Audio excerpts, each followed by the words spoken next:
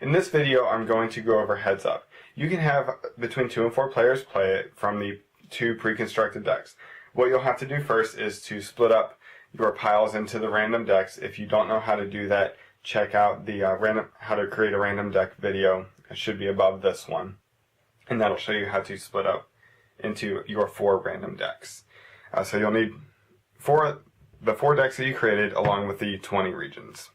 Now this one's generally better for family since you can have up to 4 players play it very easily, and it's good for younger kids who have a hard time adding and subtracting if you don't want to keep track of their total. This one's very, very straightforward. It's meant to be quick to play.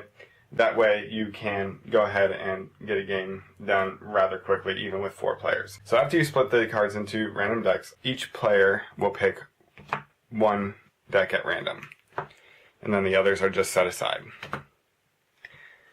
Now you aren't able to look at the cards until the game actually has started. So next thing that you'll do is you will take your regions and then mix them up, and you will play 1 region card face down in front of everyone in one direction, and then 11 regions on top of that one.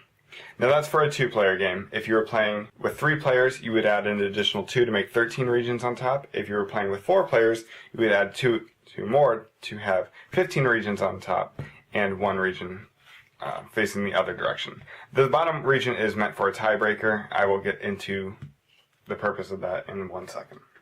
So the first thing that you will do is flip over 4 regions from the region deck.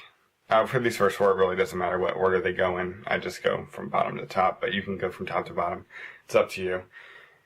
And then these 4 regions will be the first 4 that you will be playing over. Now, like the classic game, it will be 1 region at a time. So it'll be the top region, then the second region, third region, fourth region, and so forth. However, unlike the classic game, you will be able to see what regions are coming up. So that will help you plan out what cards you are going to play. Now that the game has started, each player will look at their hand and then choose a card and play it face down in front of them. So once both players do that, do this one.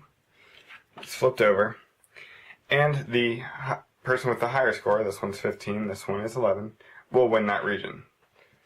So these cards are discarded, this region is placed in front of the winning player. And then a new card is flipped over and put underneath the rest. So you are constantly able to see what regions are coming up. And then you'll keep doing that over and over again, choosing a card out of your hand, playing it face down, and then once both players have it, you'll flip it over. That way, no player has an advantage over the other. And once one player wins, it's put in front of them.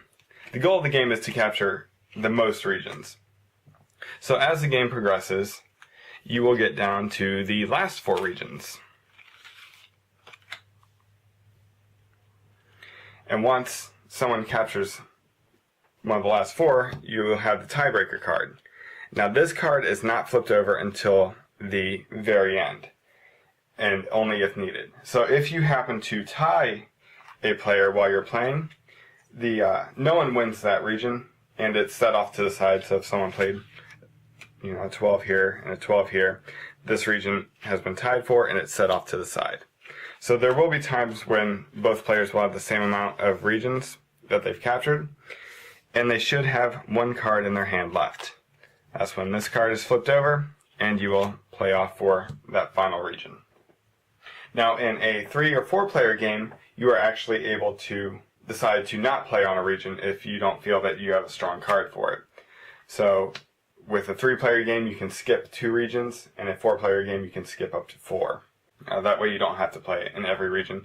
And it can serve a strategic purpose if 2 regions happen to be played back to back that are very similar or very close to one another. You can choose to sit out for the first one and hopefully have a decent card for the second one, giving you a much greater chance of winning. And that's the basic rules of Heads Up. I hope I've covered everything for you. I think doing a video of the rules rather than writing them, it's a lot easier to explain all the weird rules, like having the 4 regions displayed and then having that tiebreaker card that will only be revealed if there's a tie at the end. I hope you guys have fun playing. Thanks for watching.